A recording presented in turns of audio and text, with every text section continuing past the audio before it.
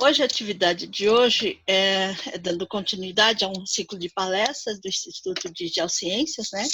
Quem quem vai trabalhar com as atividades hoje é a professora Maria da Glória Mota Garcia, a Lígia Maria Ribeiro e o Gustavo Escurácio Rossi. A professora Maria da Glória possui graduação em Geologia pela Universidade Federal Rural do Rio de Janeiro, tem mestrado e doutorado em Geoquímica e Geotectônica pelo Instituto de Geociências da Universidade de São Paulo, é professora associada da Universidade de São Paulo e livre docente na área de geoconservação. Coordena o núcleo de apoio à pesquisa em patrimônio geológico e geoturismo, atuando em pesquisas em geoconservação voltadas a políticas públicas sustentáveis e áreas protegidas. É coordenadora da Associação Brasileira de Defesa do Patrimônio Geológico e Mineiro e membro da Comissão Mundial de Áreas Protegidas da IUCN. A atividade de hoje é o passeio geológico virtual no Pico do Jaraguá. Então, é para conhecer o Pico do Jaraguá por meio de um passeio geológico virtual, para conhecer como se formaram as rochas da região e por que o pico se destaca no relevo.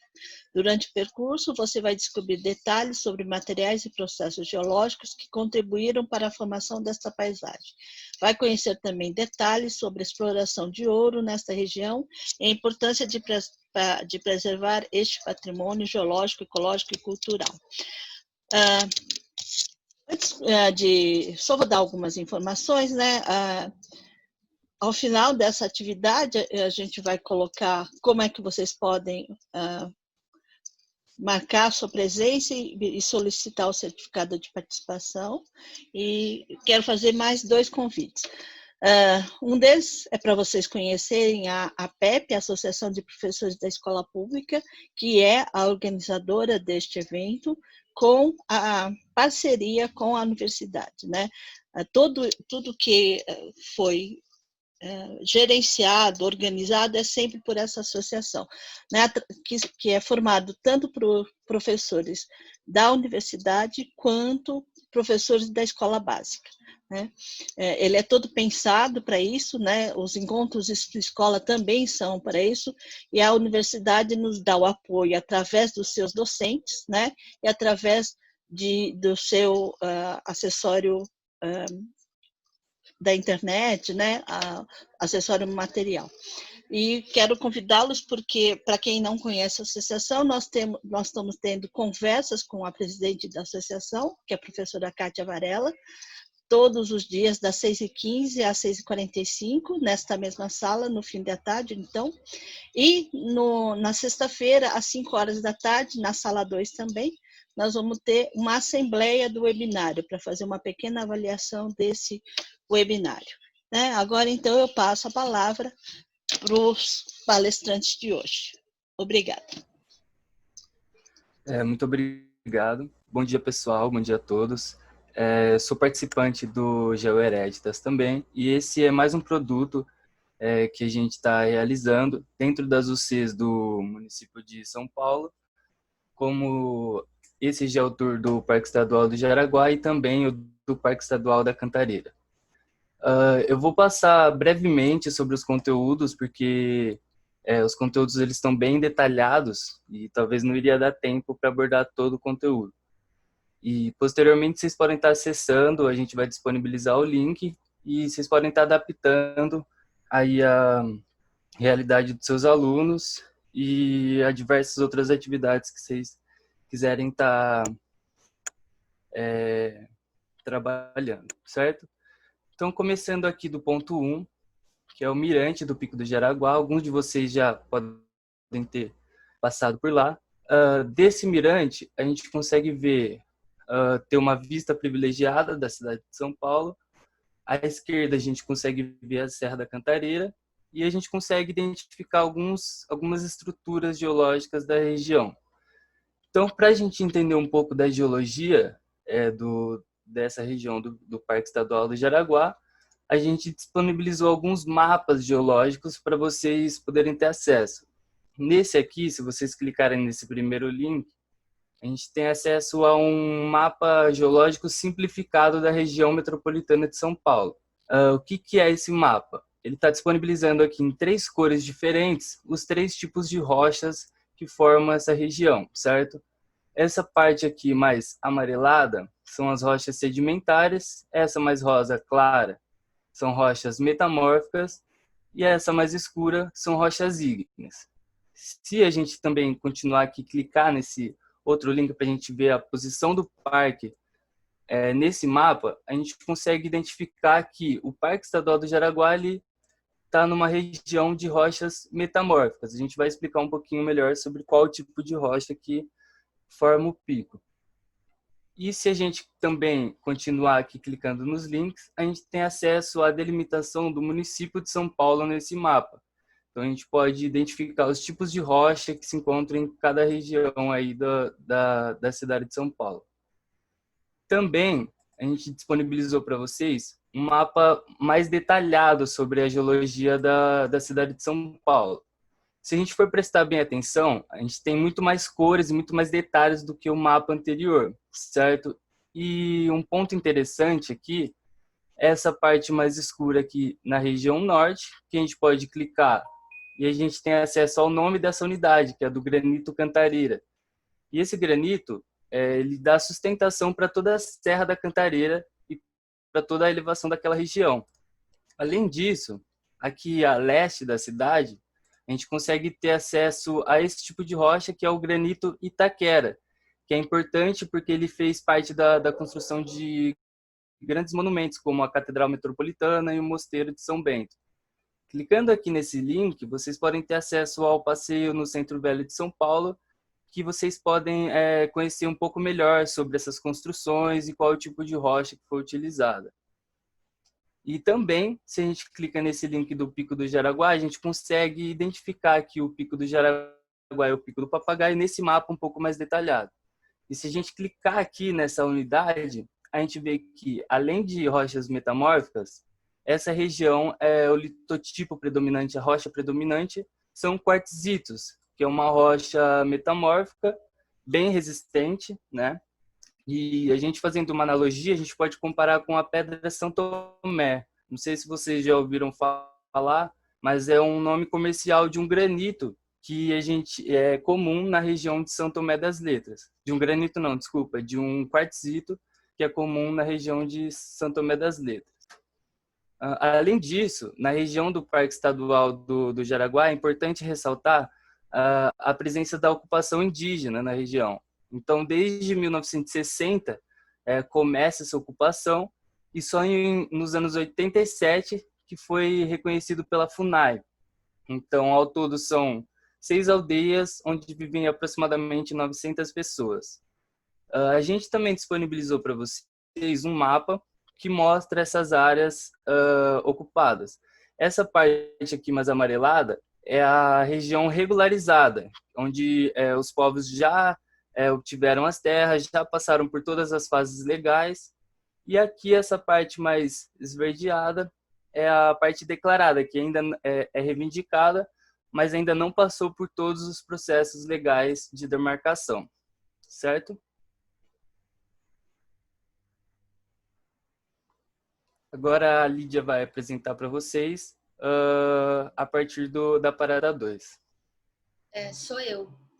Bom dia, pessoal. Eu queria primeiro dizer, quem está falando aqui é a Glória, né? Que eu fui apresentada aí, mas me avisaram que não tinham encontrado os currículos nem da Lígia e do Gustavo. A Lígia é geóloga, né? Lígia Maria Ribeiro. Ela é geóloga e doutora pela Universidade de São Paulo também. E ela é geóloga do Serviço Geológico do Brasil, né? Então, ela tem trabalhado bastante com essa região metropolitana de São Paulo e conhece bastante essa região também. E o Gustavo é licenciado em Geociências e Educação Ambiental no curso de licenciatura que nós temos lá no Instituto de Geociências, e também vem trabalhando com a gente no que a gente está chamando desse pacote de serviços, né, e de produtos para as unidades de conservação. Então, junto com esse Geotour, né, que a gente chama de Geotour pelo Pico do Jaraguá, existe uma série de outros produtos que nós estamos tentando produzir para essas unidades de conservação e fazer uma parceria com a Fundação Florestal. Eu queria ressaltar que esse produto é um produto que é um produto de divulgação científica, né? E que ele tem muito potencial para ser usado em educação também, porque é praticamente uma aula, como vocês vão poder ver no que a gente vai falar daqui para frente. E falamos já. Essa parada 2, né? Então, realizar esse geotour significa um passeio geológico em que a gente vai caminhando pelo Pico do Jaraguá. É importante dizer que esse passeio ele é possível de se fazer a pé, né? Em loco, presencialmente. Então, a gente está simulando aqui de maneira virtual um passeio que seria possível fazer em loco, e nós já tínhamos bolado isso. O segundo ponto, né? Então, o primeiro ponto seria o mirante que o Gustavo mencionou, e esse segundo ponto seria o que a gente chama aqui de, tá no mapinha aqui, de afloramento de quartzito, né? Um afloramento nada mais é do que um bloco de rocha exposto, e que a gente está colocando aqui como um barranco de pedra na curva da estrada. Então, depois que você passa lá, você olha o mirante, você vai descendo, passa por essa curva, você vê esse barranco. E aqui a gente vai aproveitar essa deixa, né, de falar dos tipos de rochas, para falar um pouco da parte geral da geologia. Então, aqui nessa parte, a gente vai começar aqui vendo os tipos de rochas. Isso por quê? Porque a gente quer chegar em quais tipos de rochas formam o Pico do Jaraguá. Para isso, a gente vai dizer, existem, né, três grupos de rochas fundamentais, né, que são as rochas ígneas, que são aquelas formadas pela cristalização do magma, né? Magma nada mais é do que um composto, um fundido, nada mais é do que rocha fundida, quando resfria é cristalizada, né? E as rochas sedimentares, que são formadas a partir da deposição e consolidação de sedimentos, ou seja, os materiais passam por uma série de processos, são transportados até serem depositados em áreas mais baixas, e aí esses sedimentos posteriormente se transformam em rocha devido à compactação muito grande, e as rochas metamórficas, que são aquelas oriundas da transformação de rochas anteriores. Ela pode ser transformada a partir de uma rocha ígnea, ou pode ser transformada a partir de uma rocha sedimentar. Ou ela pode ser transformada de novo, ela pode ser uma rocha metamórfica remetamorfizada. Então, existem esses vários tipos de rochas. Aqui para frente, a gente tem um pouco mais de detalhes sobre cada um desses tipos de rochas, né? Vocês vejam aí as rochas ígneas, por exemplo, essas que são formadas pela cristalização do magma. Depois a gente entra nas rochas sedimentares e um pouco mais sobre as rochas metamórficas, que são aquelas formadas pela transformação. Mas a gente sabe que no nosso planeta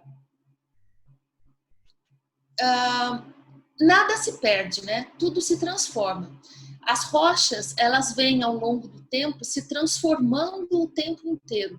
Então, uma rocha, por uma série de processos, ela continuamente se transforma em outra. Por exemplo, então eu posso dar aqui vários exemplos, né? Tem um diagrama aqui do lado que mostra, por exemplo, uma rocha sedimentar, aqui do lado esquerdo,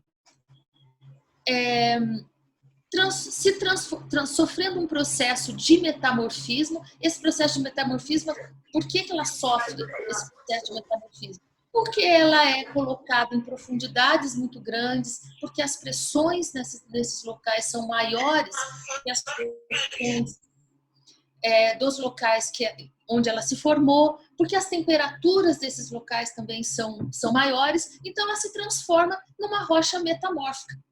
Ao mesmo tempo, do outro lado, a gente tem uma rocha ígnea. Essa rocha ígnea, ela também pode se transformar numa rocha metamórfica, desde que as condições de pressão e de temperatura em que elas foram formadas também se modifiquem. Aí eu tenho, mas não são apenas essas modificações que podem ocorrer. As rochas sedimentares, elas podem sofrer processos que a gente chama de intemperismo e erosão, que a Lígia vai falar um pouquinho mais sobre esses processos para vocês. Sofrendo esses processos de intemperismo e erosão, essas rochas elas vão se transformar em sedimentos. E esses sedimentos, por sua vez, podem voltar a se transformar em rochas sedimentares.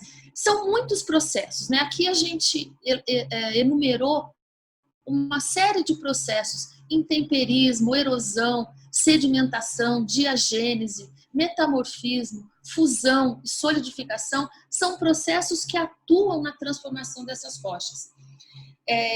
Como o Gustavo falou, são muitos conteúdos, a gente não consegue detalhar tudo agora. Esse material, estão perguntando se esse material está disponibilizado. Eu coloquei o link aí, tá? Tá aí no chat o link para entrar nesse material. E depois eu vou colocar também o link de onde a gente disponibilizou isso, que é no nosso site.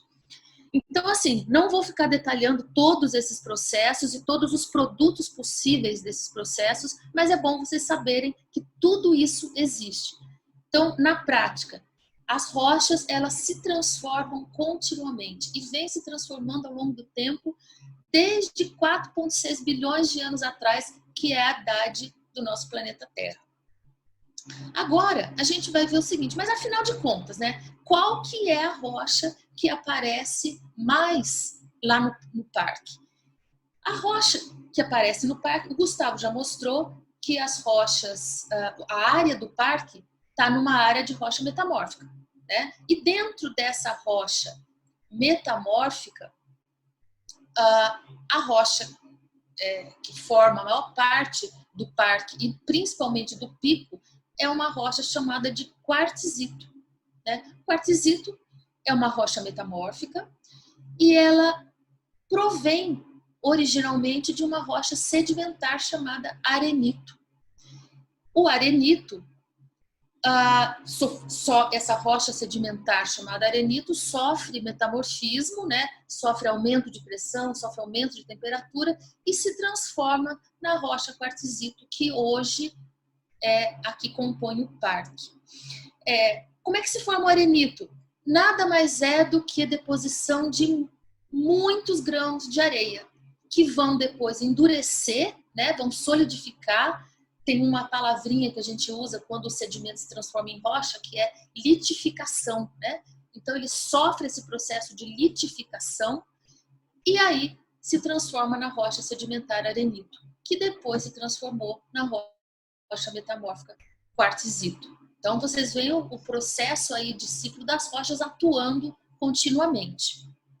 Mas a gente observa, por esse afloramento que vocês veem aí, que é um modelo em 3 dimensões do afloramento que a gente vê na beira da estrada. Vocês verem que a estrada está aqui, ó, né? Isso aqui é uma curva, e aí, na hora que a gente vai passando na curva, para quem desce, né, à esquerda está esse afloramento.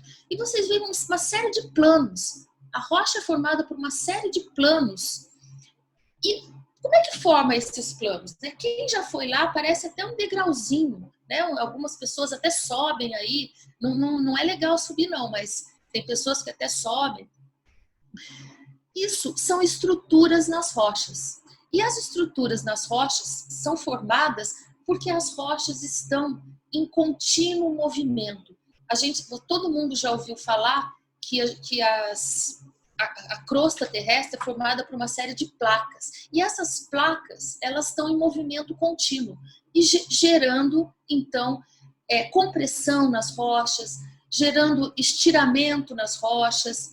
E aí, a gente tem 2 tipos de estruturas em rochas, as primárias e as secundárias. As primárias são aquelas que, por exemplo, nesse fluxo de lava que vocês estão vendo, vocês vão vendo uma série de estruturas formadas, particularmente esse tipo de estrutura aqui é chamada de estrutura em corda, que parece uma corda mesmo, né? Mas é uma estrutura formada ao mesmo tempo em que a rocha se forma. Isso é uma estrutura primária.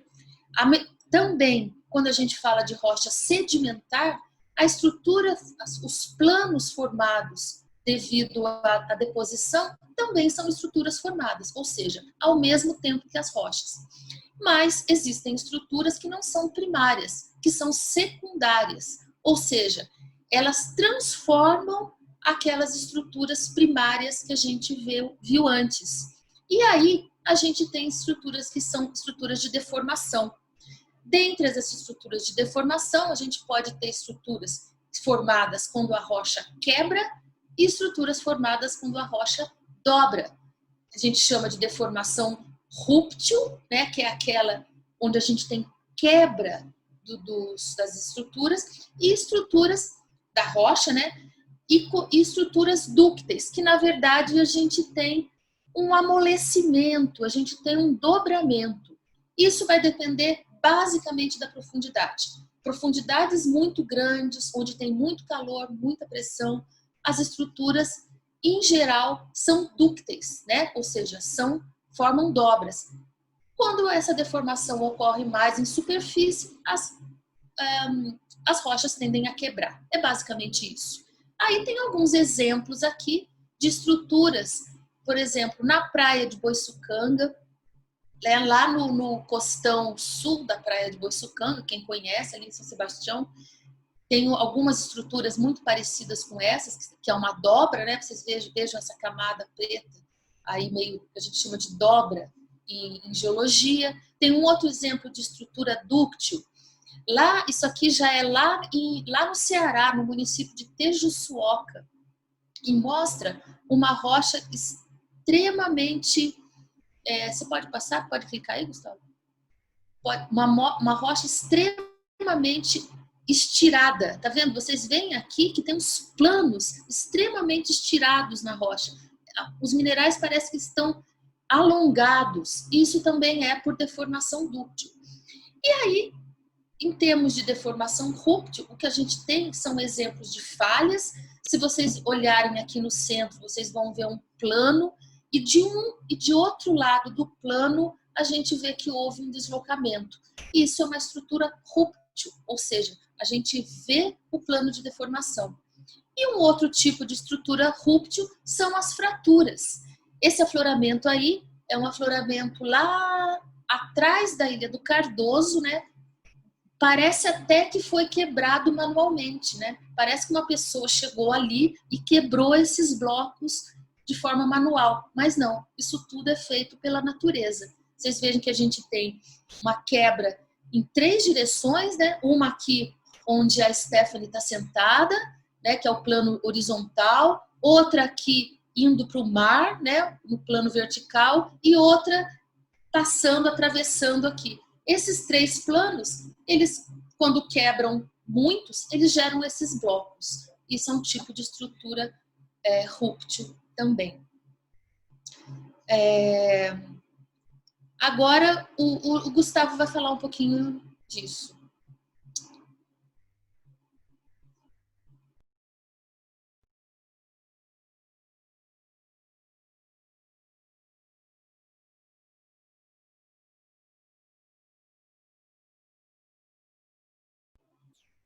Tem que ligar seu áudio.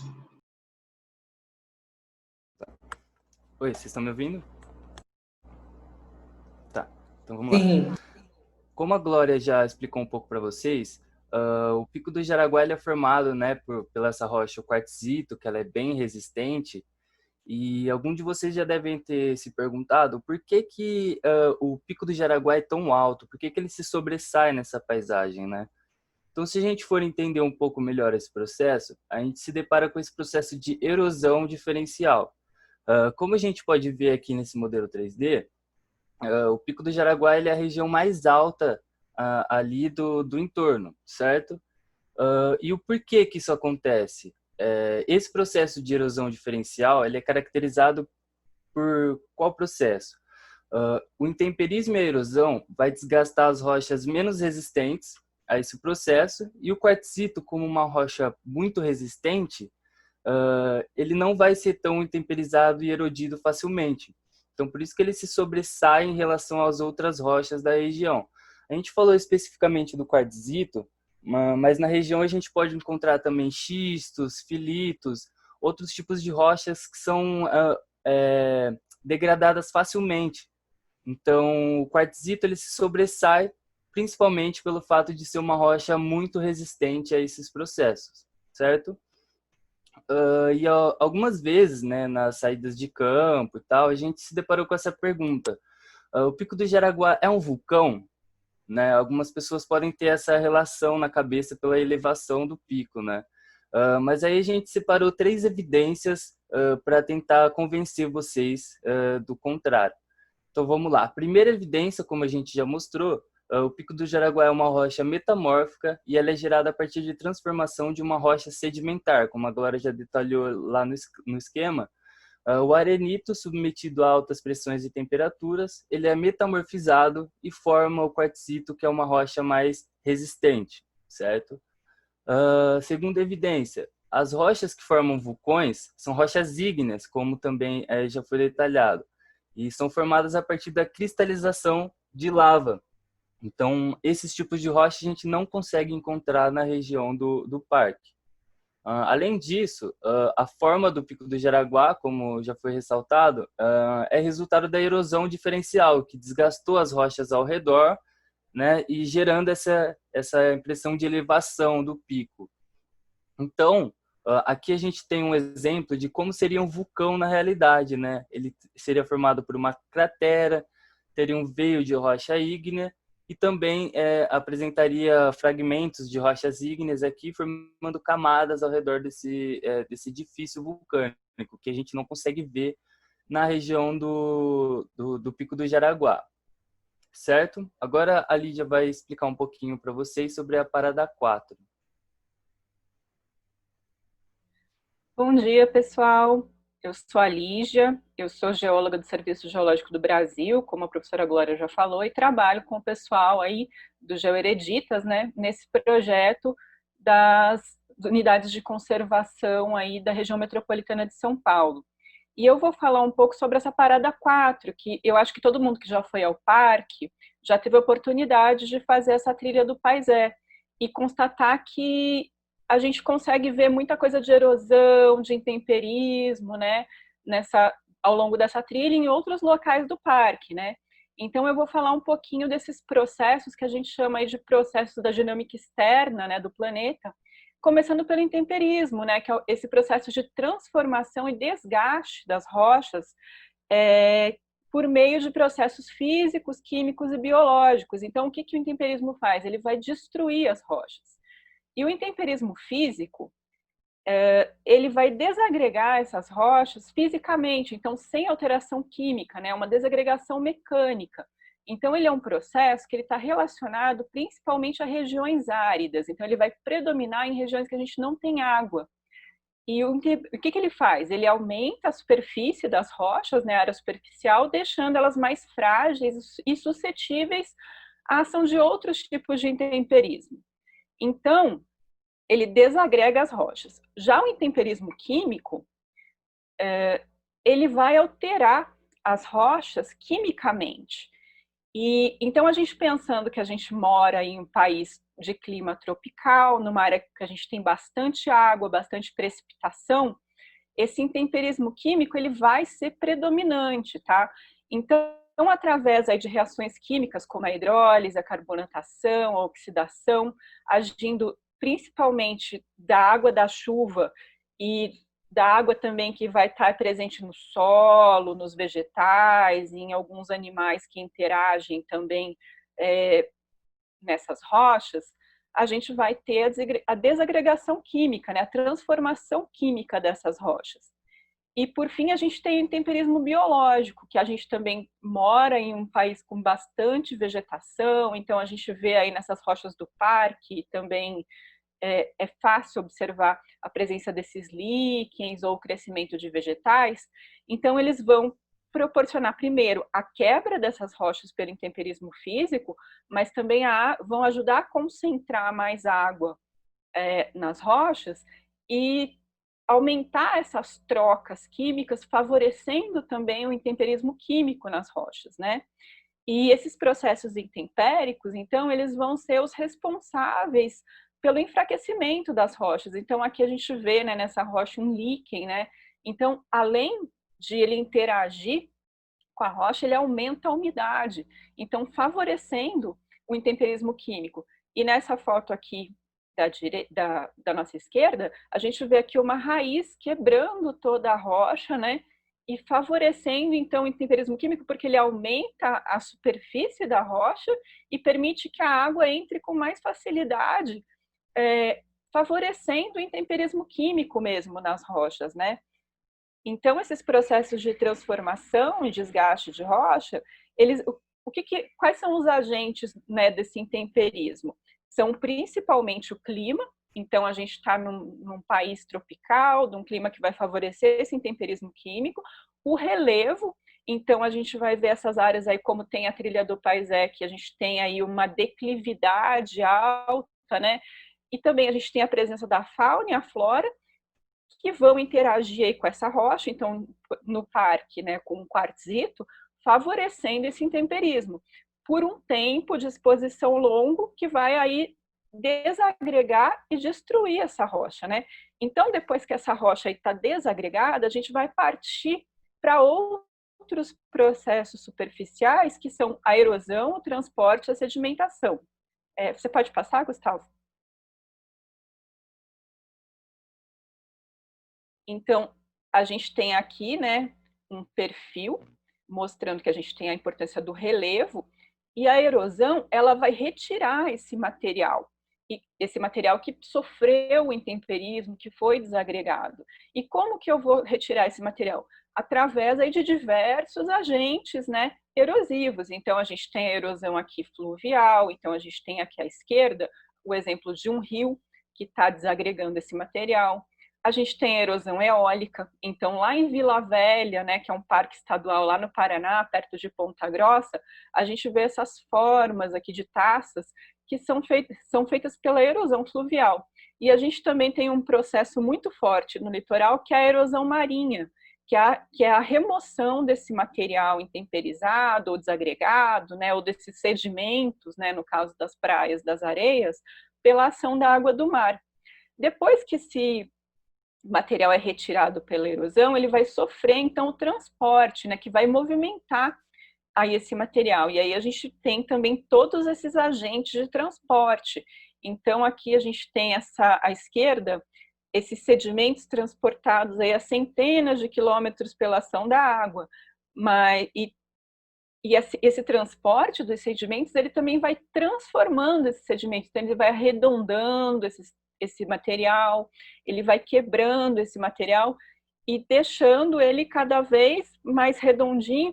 E esse transporte, por esse material transportado, a gente consegue não apenas entender o tempo de transporte que ele sofreu, como também o agente que o transportou.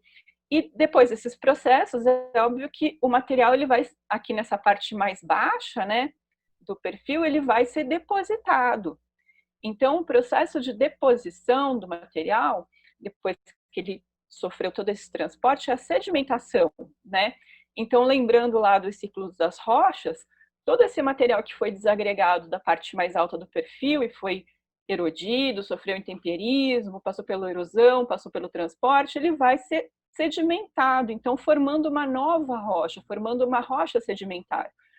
E o tipo da rocha, ele vai estar ligado diretamente ao ambiente aonde ele foi transportado. Então, o ambiente eólico aqui formando dunas, né, de areias, que são um material altamente retrabalhado, que sofreu muito transporte, então os grãos de areia das dunas, eles são super redondinhos. Aqui a gente tem, também à esquerda, camadas sedimentares aí provenientes da erosão fluvial e do transporte fluvial. E essas camadas aqui, o que é interessante desse processo de sedimentação, elas também servem para contar o tempo, porque as camadas que estão mais abaixo, normalmente, elas tendem a ser aí mais antigas, a não ser que tenha acontecido algum outro processo que inverta ou que mude o posicionamento dessas camadas. Em uma rocha sedimentar, as camadas que estão mais abaixo vão ser normalmente aí mais antigas.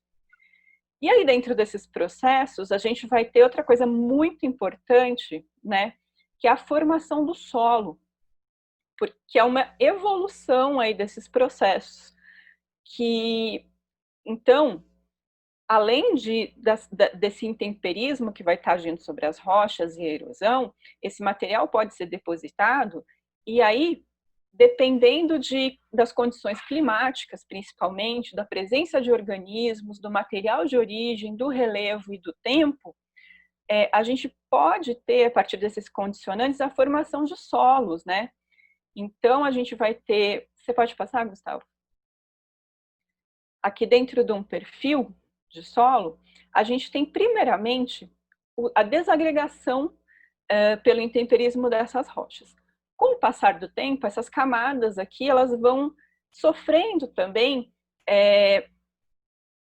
uma ação do material orgânico que está acima delas. E do clima também, né, que vai desagregar mais, mas aí com essa ação dos organismos, a gente vai começar a ter o desenvolvimento, então, dos horizontes de solo, até a gente ter aqui um perfil completo, né?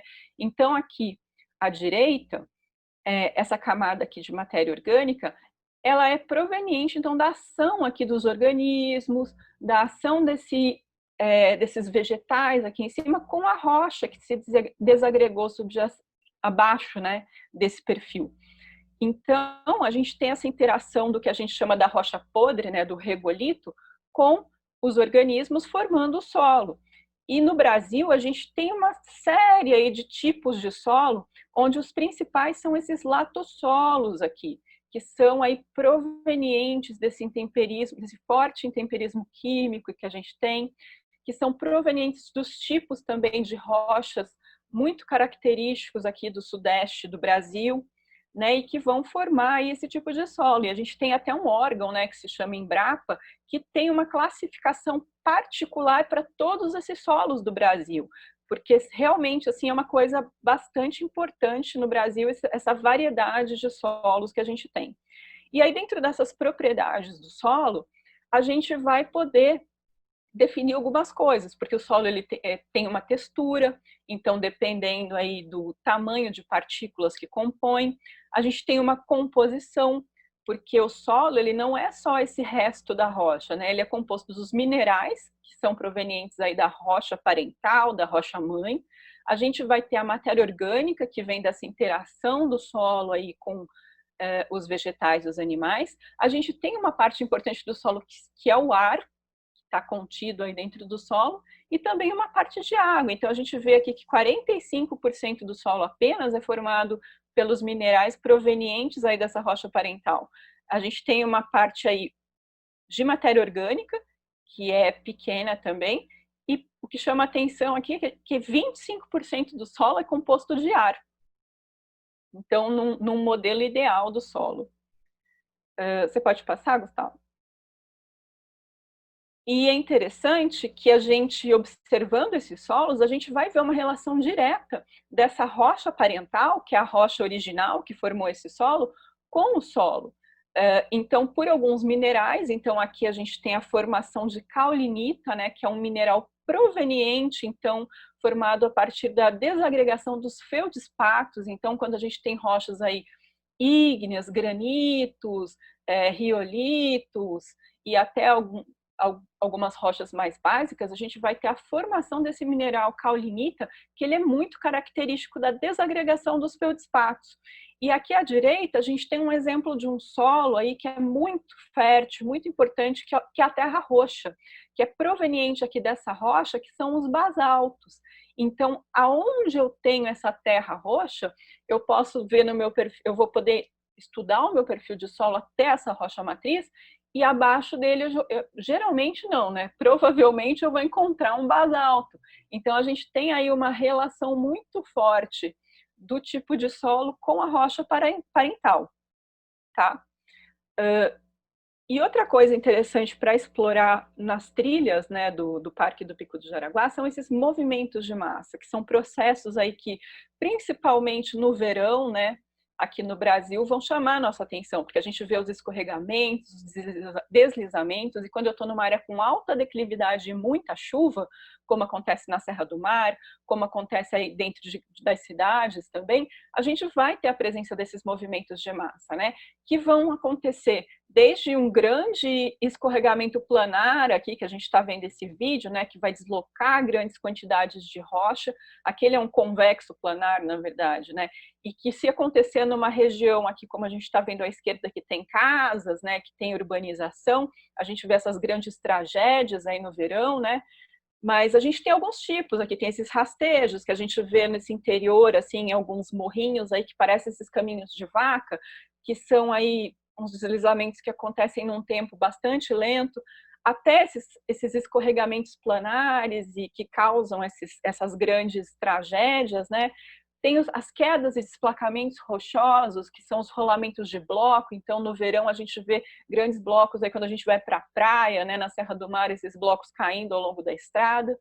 E tem um outro processo que ele é mais dramático, vamos dizer assim, que são essas corridas e fluxos de detrito, porque é como se o material se liquefizesse, né, se soltasse de uma encosta de alta declividade e saísse arrastando tudo. Então, no verão, aí a gente acaba vendo bastante, né? Infelizmente, já tem áreas urbanizadas, essas corridas e fluxos de detrito, né? E é interessante notar que a gente tendo uma área, por exemplo, na Serra do Mar, com alta declividade, alta ação de intemperismo, né? Porque é um clima úmido, com muita vegetação.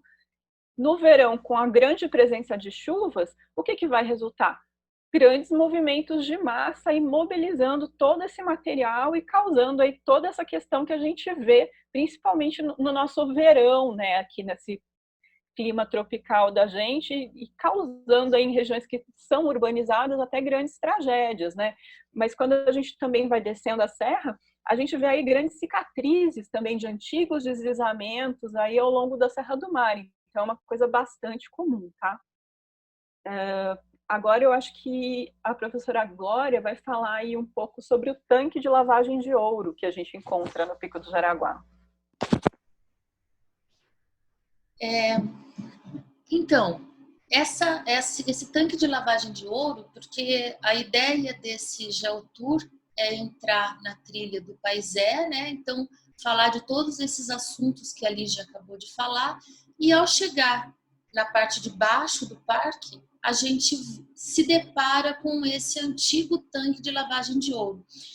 Eu queria, antes de começar a falar disso, eu queria voltar um pouco, Gustavo, lá nos tipos de rochas, porque tem uma coisa lá que eu queria mostrar que a gente acabou não explorando. Volta só um pouquinho, porque eu quero mostrar para o pessoal que tem. Quando você vem aqui nos tipos de rochas e clica no tipo, clica no tipo de rocha ígnea, isso, clica aí, vai aparecer, isso a gente não tinha mostrado, que são os tipos de rochas principais, né? Dois exemplos representativos de rochas ígneas. E particularmente esses dois tipos aqui, eles são interessantes, porque são os dois tipos de rochas ígneas provavelmente mais comuns, mas que é o granito e o basalto. E vocês, olhando para eles, você já vê uma grande diferença, que é o tamanho dos grãos, né? Vocês olham aqui para essa rocha granito, vocês veem direitinho os cristais mais escuros, vêm os cristais mais claros, vêm os que são mais esbranquiçados, mais acinzentados. Isso significa que a rocha, ou o magma, teve muito tempo para se cristalizar. Quando ele tem tempo, ou seja, ele cristaliza de forma lenta, os cristais ficam maiores. Ao contrário da rocha de baixo, que é o basalto, em que praticamente a gente não consegue identificar nenhum grão. Tem uns pequenininhos aqui, branquinhos, mas em geral ele é uma massa preta. Por quê? Porque a cristalização é muito rápida. E, portanto, os minerais, né, os cristais, não têm tempo suficiente para crescer como o do granito. Se você clica aqui nas rochas sedimentares, você vai ver dois exemplos também representativos de tipos de rochas sedimentares. Isso aqui é um arenito, né, formado basicamente por grãos do tamanho de areia e muito praticamente 90% desses grãos, dependendo da rocha, é quartzo, né? E você tem aqui uma amostra embaixo de uma rocha sedimentar chamada calcário. Se vocês olharem aqui, vocês vão ver uma série de figuras, né? Uma série de objetos e de fragmentos que são pedaços de conchas, né? Então, o calcário ele é formado pela precipitação de carbonato de cálcio e muitas vezes ele contém esses esqueletos. O calcário ele é o precursor da rocha metamórfica chamada de mármore. Se a gente clicar agora nas rochas metamórficas, a gente vai ver também dois exemplos, né? Uma é o xisto, uma rocha metamórfica uma das mais comuns que existem e caracterizada por essa foliação chamada xistosidade, por esses planos. E aqui embaixo a gente tem o mármore. O mármore é uma rocha metamórfica proveniente do calcário. Tá? Então, assim, eu queria só voltar aqui, porque a gente perdeu essa parte quando estava passando, e depois que eu lembrei que a gente tinha que clicar nesses ícones. Pode voltar lá no tanque, por favor, Gustavo?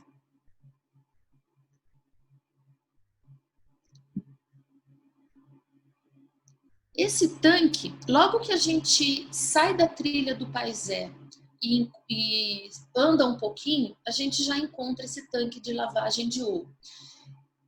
Tem um modelo 3D desse tanque, não tem? Bom, depois a gente pode mostrar então. Acho que o modelo está embaixo. Mas esse tanque, na verdade, a gente fez um modelo 3D dele com o drone.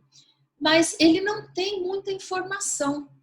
Mesmo quando a gente vai no parque, pergunta algumas informações sobre como efetivamente esse tanque era usado, não se tem muita informação histórica sobre ele. Mas me parece que ele era utilizado para lavar o ouro que era explorado. Volta um pouquinho para cima, Gustavo, por favor. Todo mundo já deve ter ouvido falar que tem ouro no Pico do Jaraguá, tem ouro na região do Jaraguá. E realmente tem, já teve muito ouro, né? E detalhe, ele foi o primeiro local no Brasil em que houve exploração de ouro. A descoberta do ouro na região do Jaraguá, assim como em outras regiões próximas, por exemplo, em Guarulhos, onde hoje existe até um geoparque municipal chamado Ciclo do Ouro, até a região ali do Vale do Ribeira e descendo até Paranaguá, no Paraná, o primeiro ciclo do ouro no Brasil foi nessa região, aproximadamente uns 100 anos antes do ciclo do ouro mais famoso que a gente conhece, que é o ciclo do ouro de Minas Gerais. Então, a descoberta do ouro lá aconteceu no século XVI. E quem descobriu esse ouro foram os bandeirantes, né? Quando eles adentravam o território em busca de metais preciosos. Pode passar um pouco, Gustavo. Aí aqui está o tanque. Esse ouro, né, era um ouro que existiu em bastante quantidade, mas ele se esgotou meio rapidamente. Então, já no final do século XVII, já não havia mais tanto motivo de ser explorado e ainda houve o fato de que aí descobriu-se o ouro nas Gerais e deixou-se, então, de explorar o ouro que existia nessa região de São Paulo. Mas foi o primeiro ciclo do ouro do Brasil. E como é que se formou esse ouro, afinal de contas? Né? Como é que estava esse ouro na região? Quando o Gustavo mostrou lá em cima o mapinha da região, vocês viram inicialmente que toda a região do Jaraguá estava numa área que tinha rochas metamórficas. Depois a gente viu que essas rochas metamórficas, a que mais forma a região do Pico, é uma rocha chamada de quartzito. Mas não existem só quartzitos na área. O Gustavo também mostrou que o Pico do Jaraguá, por si só, ele se mantém ele se destaca no relevo porque ao redor existem rochas menos resistentes. Estas sofrem intemperismo, sofrem erosão e são transportados, esses sedimentos são transportados, sobrando, então, a rocha mais resistente, que é o Pico do Jaraguá. E a gente viu também que essas rochas, elas têm estruturas, ou seja, elas têm planos formados. E aqui a gente vê um detalhezinho de um mapa geológico da região com a localização das cavas antigas. Olha. Então, a gente tem a cava 1, ela fica ali perto do cemitério Parque Jaraguá. E a cava 2 tem a cava 3, a cava 4 e a cava 5. Se vocês olharem, vocês vão ver que elas se alinham ao longo de uma direção. Estão vendo? Elas têm um alinhamento aqui. E esse alinhamento, ele coincide com essas cores, que nada mais são do que tipos de rochas. Então, vocês veem que o ouro, nessa região, ele tem o que a gente chama desse controle litológico estrutural. Né? Litológico vem de rocha, né? Lito é rocha. Esse ouro, ele ocorre exatamente ao longo dessas estruturas. Não é à toa que essas cavas estão alinhadas segundo essa direção, porque quem trabalhou na área sabia que era a direção preferencial onde o ouro ia ser encontrado. E como é que esse ouro se formou, afinal de contas, nessas cavas, né? Esse material, vocês viram quando eu mostrei antes que as estruturas nas rochas, elas podem gerar espaços, podem gerar fraturas. Por essas fraturas, muitas vezes percolam líquidos, fluidos vindos de vários locais dentro da crosta. Esses líquidos, esses fluidos, podem ser ricos em elementos químicos. Esses elementos químicos, quando resfriam, podem precipitar. Dentre um dos minerais, entre um dos elementos que pode sofrer essa precipitação, está o ouro. E é por isso que a gente encontra o ouro ao longo dessas estruturas geológicas. Pode passar um pouquinho, Gustavo. Infelizmente, a situação dessas cavas não é boa, né? Essas cavas, elas estão descritas. Existem vários locais que descrevem essas cavas, mas elas fazem parte de um cadastro do patrimônio geológico do Brasil, né, que estão descritos em livros, né, mas a maior parte delas, você só olhar aqui, né, uma área intensamente urbanizada, e essa aqui é a cava 1, que eu falei que ficava próximo ao cemitério, mas todas as outras praticamente não resta mais nada delas. Então, assim, é um patrimônio geológico em risco, né? Eu diria que parte dessas cavas a gente não vai conseguir reconstituir mais, mas é importante saber que elas estão tombadas, né? Elas são tombadas por uma lei municipal, e é importante que o IPHAN e que o CONDEFAT se ocupem delas para que elas não se percam, que é um patrimônio geológico do Brasil, é um patrimônio geológico do estado de São Paulo e do município de São Paulo. Pode passar um pouquinho, Gustavo? Eu acho que acabou. Né? Então, assim, a proposta do passeio é terminar na cava de ouro, né? E ao longo do passeio, uma série de questões, uma série de questionamentos podem ser feitos. Bom, obrigada. Eu acho que a gente tem um tempinho, se alguém quiser perguntar, eu, a Lígia, o Gustavo, a gente está aí. Eu não sei se tem tempo, isso é com os organizadores, mas se vocês, se não tiver tempo para falar tudo hoje, a gente está aberto a questões posteriores de vocês.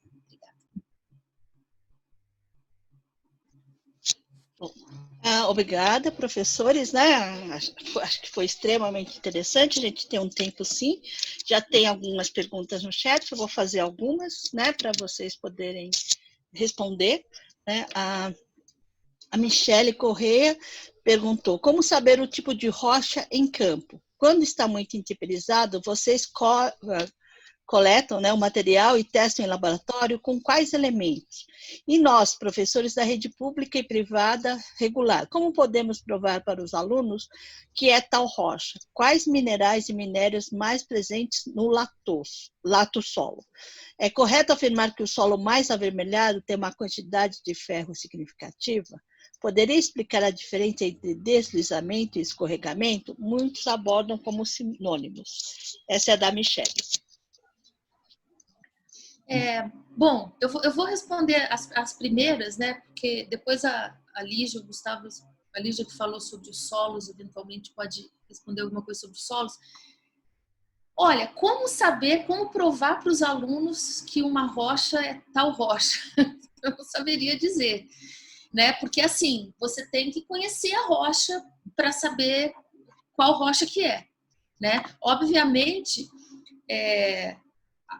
depois de um certo tempo, né, trabalhando com geologia, trabalhando com geociências, a gente adquire uma certa experiência e olhando para uma rocha e analisando as características delas, né, porque vocês viram que tem 3 tipos de rochas.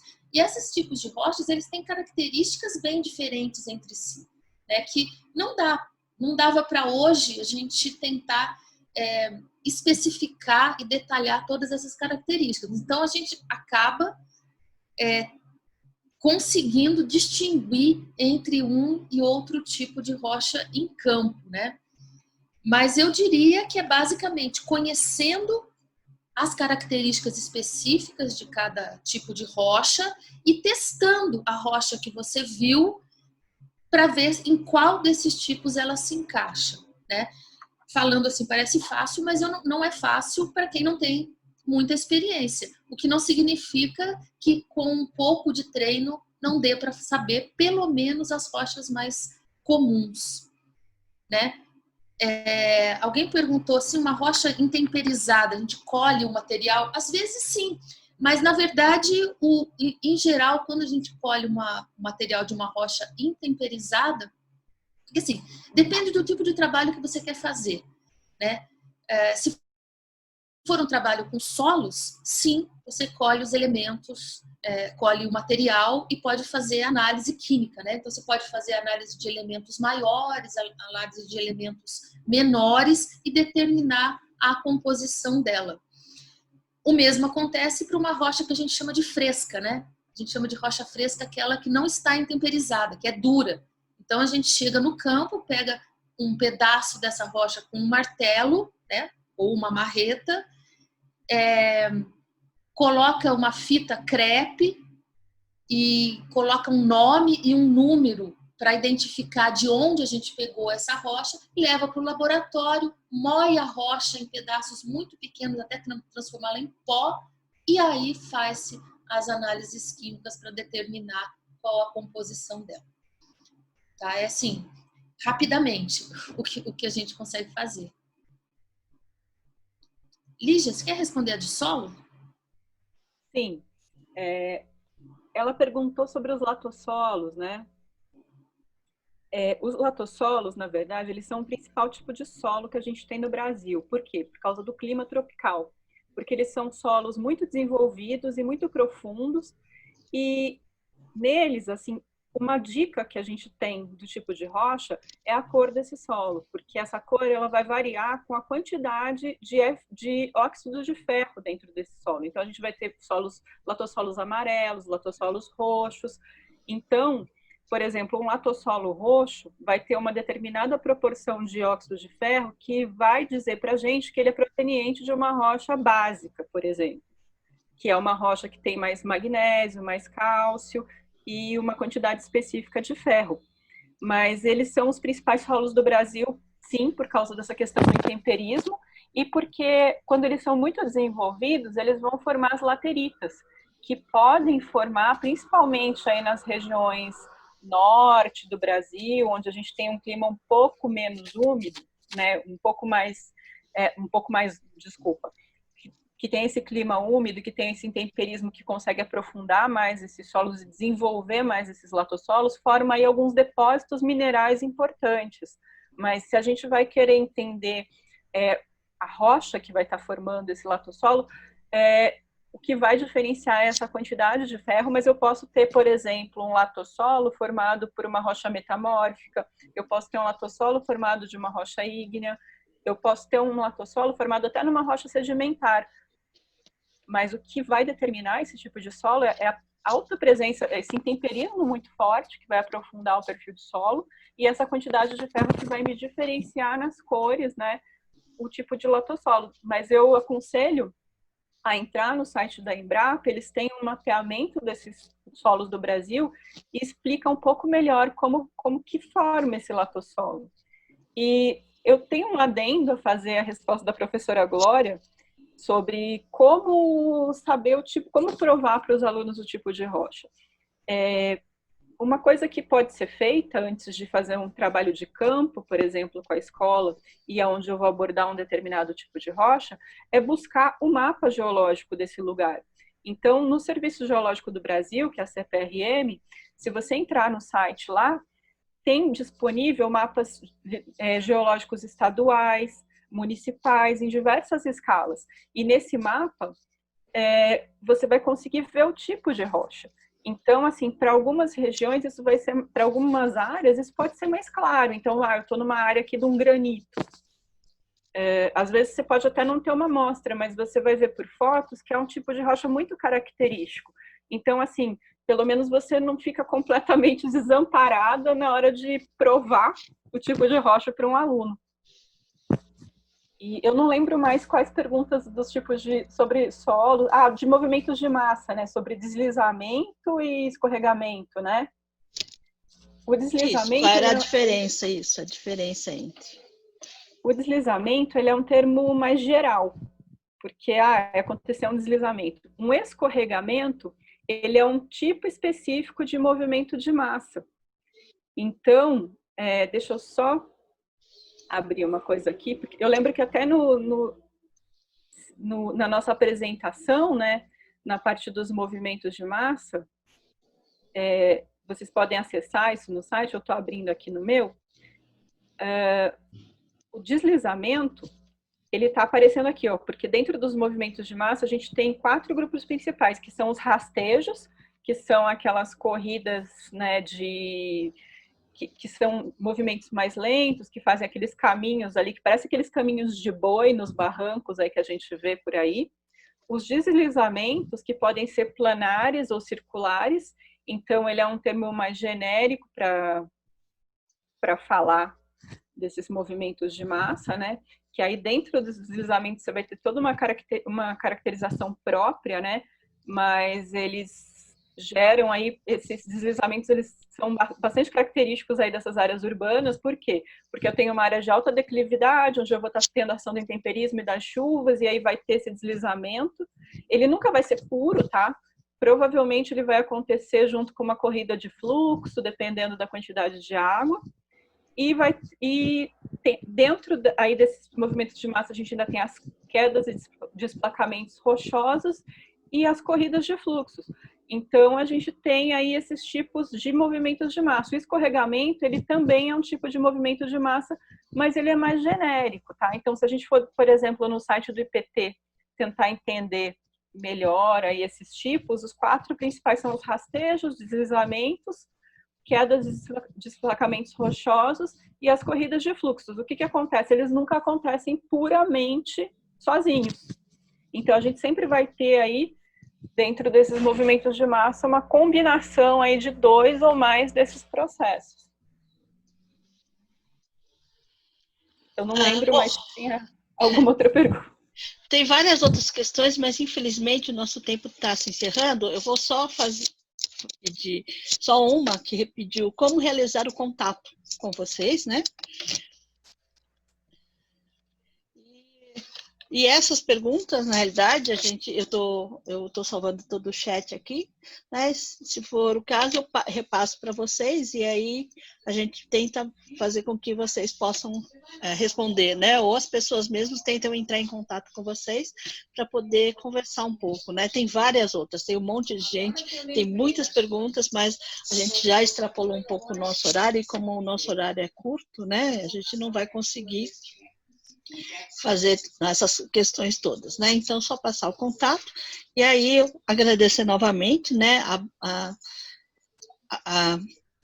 disponibilidade de vocês em realizar essas atividades. Eu acho que todos aqui, olhei no chat, todos adoraram a aula, estão extremamente interessados, muitos querem ir lá para o Pico, já fazer a hora que puder, né? A hora que puder fazer as caminhadas lá, conhecer tudo isso em loco, né? Mas enquanto não dá para fazer em loco, a gente pode fazer virtualmente mesmo, né? Então, agradecer a todos, e eu só vou colocar aqui como é que vocês vão pedir depois os certificados, tá? Marcar a presença e colocar os certificados, né? Pedir os certificados.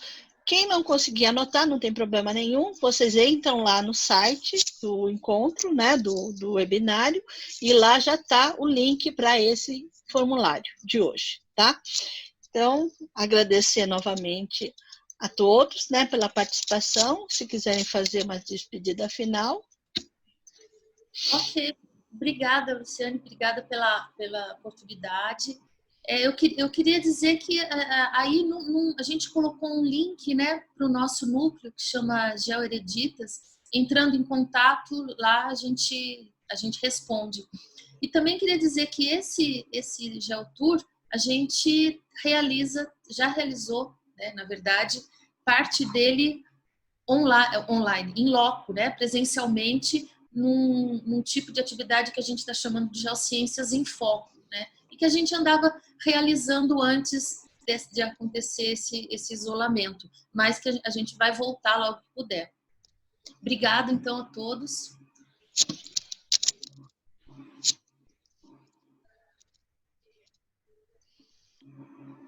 Bom, então, agradecer novamente a todos, vou parar agora a gravação, tudo bem? E, realmente, a gente, lembrando que acho que vai ter mais uma outra palestra agora, das Geociências, eu vou encerrar a sala, né, para reabrir para a próxima atividade. Muito obrigada, bom dia a todos.